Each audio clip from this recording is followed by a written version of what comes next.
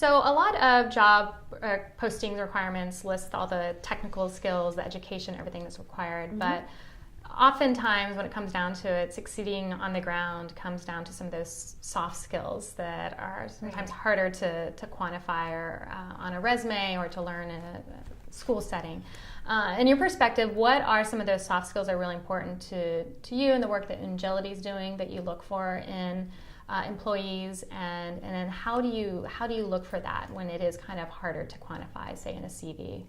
Definitely, yeah. I mean, I think that a thorough interview and then a second interview is good to screen doubly for soft skills and kind of putting people, a little bit in the hot seat with some difficult questions and trying to shake things up a little bit. But we do focus on having, a rigorous interview process, because someone, of course, can show that positive attitude during the first interview and maybe maintain it throughout. And then a second interview, it could be a little less so.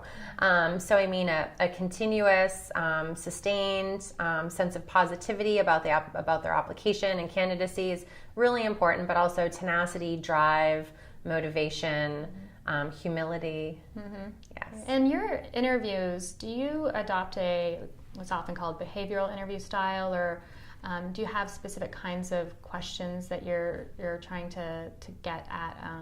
Definitely.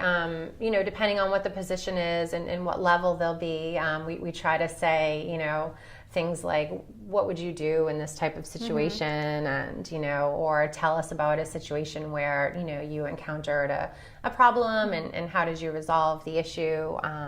Things like that, so that people have to think on their feet and tell us about, times when they were stressed, with competing priorities and multiple deadlines, and how did they handle it. Sometimes we'll, specifically and vividly paint the picture of what that could look like in recruitment, and then allow them to tell us how they would react and respond. And yeah.